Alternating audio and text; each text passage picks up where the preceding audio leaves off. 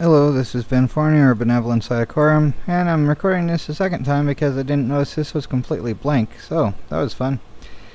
Anyhow, I'm going to be playing Wings of Liberty, the first run through on casual, and here's some explanation why. But, one thing I wanted to say is like a difference between StarCraft 1 and 2 is you have choices to make. Now these are optional games versus the main storyline thing, and you can choose like here Dr. Hansen lives, there she doesn't, and all the colonists go to. I'm going to be playing that one next, which is like the lava one, and yeah, so it's cool that there's choices and there's secret missions too. One anyway. But yeah, I haven't researched everything out there yet, but gonna go that route there, and gonna do that one next, maybe that one next if I have the options for it. But yeah, here's a tour of the Hyperion. Here's the armory. Like, you have the fire bat with its like explanation as to why the operators may or may not be crazy, and wrong way. I meant to press back rather than alt tab. And his commentary sometimes. Never thought we'd be back on Meinhof again. Oh, we broke our backs trying to make a life on that rock. Kelmorians squeezing us dry. Day we rose up, we just couldn't take it anymore, you know? I feel ya. Man's got a duty to stand up and be counted sometimes. Oh, hell, we were stupid. Having right on your side ain't no match for Gauss guns and combat walkers. A lot of folks died for nothing. If you hadn't shown up when you did... Hey, your people bought their own freedom. Paid for it in blood. Me and Matt, we were just glad to help. In the StarCraft book, Heaven's Devils, which opposed to the biker gang's name, it talks about like the Kelmorians being like an oligarchic state of guilds similar to Carthage versus like the Confederacy of Man, which is more like Rome, although they didn't spell it out like that. It's what it sounded like to me. Here's the upgrade thing. I haven't bought a ton. Like for that, I only could get the Neo Steel bunker thing. I should probably get that at some point too. It would cost 40,000. And fire bats, I upgraded them. I like flame troopers, but yeah. And only upgraded the Helion, which is a fire vehicle thing that can change in that with the. Let me see. Here's the other upgrading thing: is the laboratory. Like, maybe that's something that we have to do here. See if there's something like... Okay, I got... Like, when you select one of these two things, the other one's not there. So, like, I can't get fortified bunkers now. But I chose the strike turret. Although it doesn't seem to show up. Not yet, anyway. So, maybe in some other mission later it will. And you have the option between the planetary fortress and the perdition turret, which is what I was hoping was going to be in the outbreak one.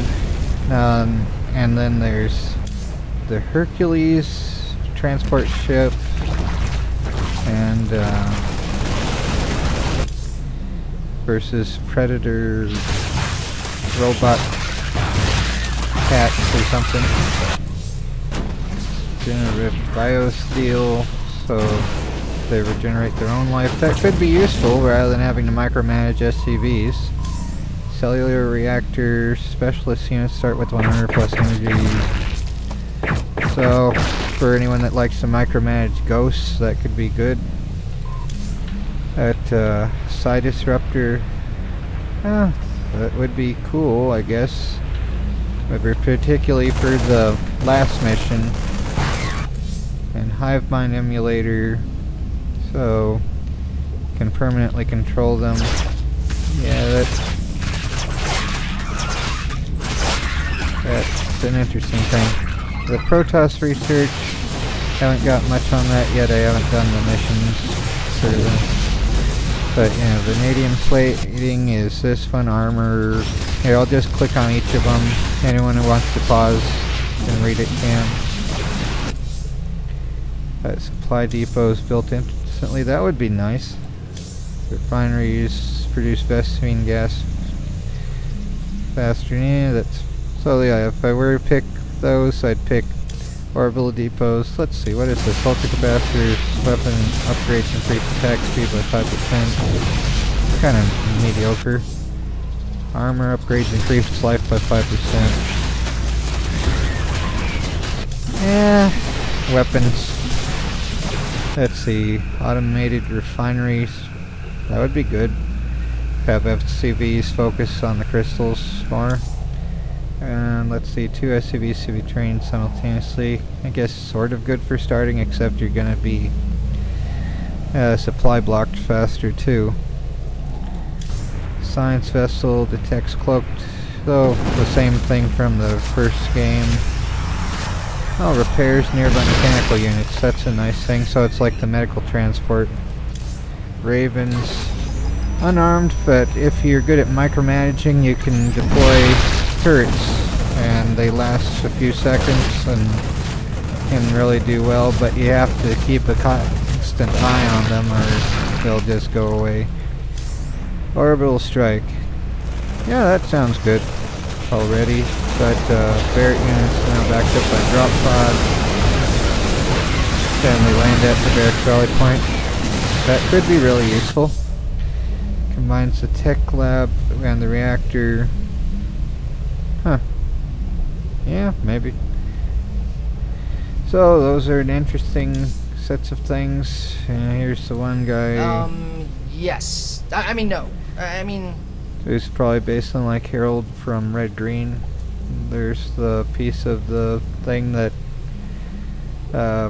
restores Sarah Kerrigan later. Spoiler alert.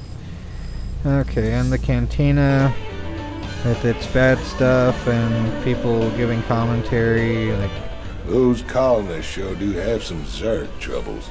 You don't say. Here's the CIA spook-looking guy and the mercenary Lots of folks tab. ready to fight for the right price. This is like Firebats with more stats and Space Marines with more stats. And there's the Lost Viking game. So. Oh yeah, and different songs. That's all like, we have both Western and country from Blues Brothers.